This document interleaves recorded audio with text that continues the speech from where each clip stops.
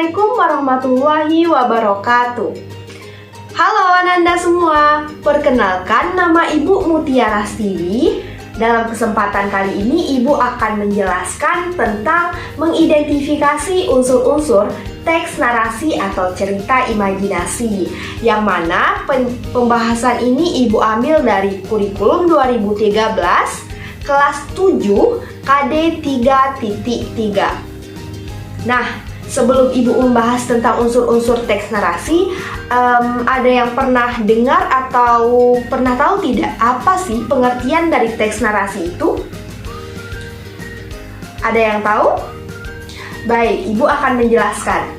Jadi, bagi yang belum tahu, teks narasi itu adalah karangan cerita yang menyajikan suatu peristiwa atau kejadian dan disusun secara runtut sesuai waktunya. Nah, dalam teks narasi, peristiwa yang ditulis bisa benar-benar terjadi atau hanya sebagai karangan manusia semata. Nah, jadi sudah tahu kan tentang pengertian dari teks narasi? Nah, selanjutnya yuk kita bahas tentang mengidentifikasi unsur-unsur dari teks narasi.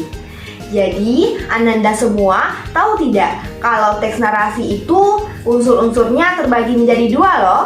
Yang pertama itu ada unsur intrinsik, yang kedua ada unsur ekstrinsik.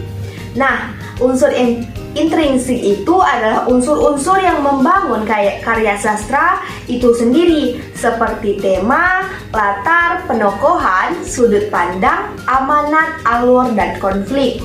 Sedangkan unsur ekstrinsik itu meliputi bahasa, latar belakang pengarang, nilai-nilai yang terkandung dalam cerita imajinasi. Nah, yuk kita bahas lebih lanjut tentang unsur intrinsik dan unsur ekstrinsik dari teks narasi. Nah, tadi kan Ibu sudah menjelaskan tentang unsur intrinsik dan ekstrinsik yang terdapat dalam teks narasi. Tapi tadi Ibu hanya menyebutkannya saja. Nah, sekarang supaya Ananda semua lebih memahami tentang hal-hal apa saja yang terdapat dalam unsur intrinsik dan ekstrinsik, Ibu akan menjelaskannya secara lebih rinci.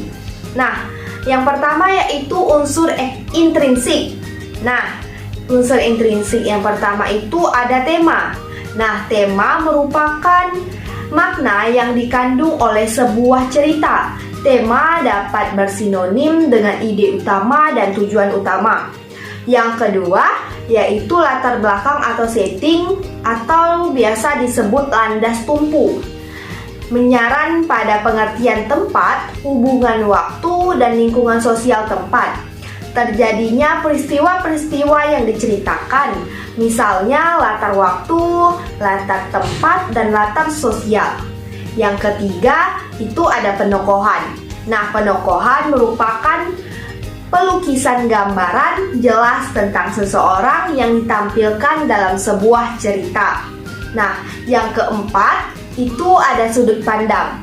Nah, sudut pandang adalah cara pandang yang digunakan pengarang sebagai sarana untuk menyajikan tokoh, tindakan, latar, dan berbagai peristiwa yang membentuk cerita, bentuk sudut pandang orang ketiga dan pertama.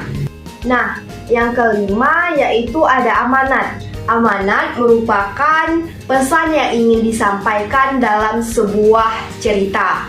Nah, pesan dalam sebuah cerita mencerminkan pandangan hidup pengarang. Nah, pesan yang ingin disampaikan pengarang tersebut itu disebut pesan moral. Yang keenam itu ada alur. Alur merupakan jalan cerita yang mempunyai hubungan sebab akibat. Nah, alur ini terbagi menjadi tiga.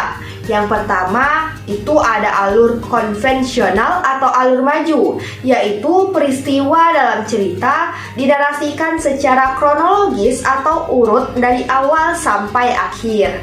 Nah, yang kedua yaitu alur non-konvensional, yaitu alur mundur, yaitu peristiwa dalam cerita dinarasikan dengan menoleh ke belakang atau membayangkan masa lalu.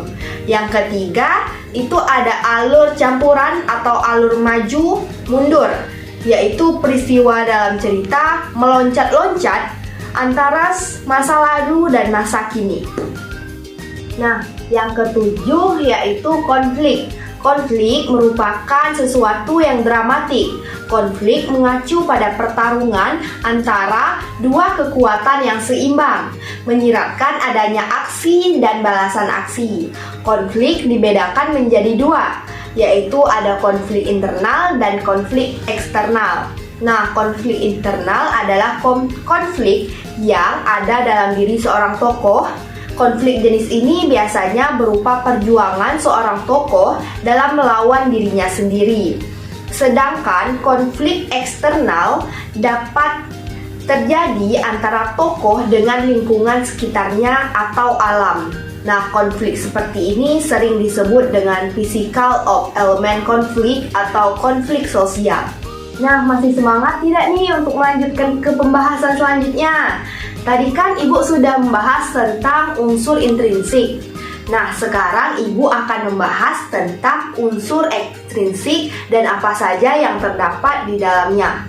Nah, apa saja sih tentang unsur ekstrinsik itu? Nah, yang pertama itu ada bahasa.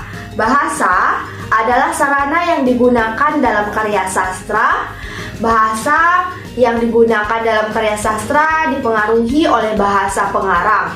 Unsur berbahasa daerah dimungkinkan masuk ke karya sastra tersebut. Bahasa pengarang berkaitan erat dengan unsur ekstrinsik. Nah, yang kedua yaitu latar belakang pengarang. Nah, latar belakang pengarang meliputi pemahaman kita terhadap sejarah hidup pengarang dan juga sejarah hasil karangan-karangan yang ditulis pengarang sebelumnya.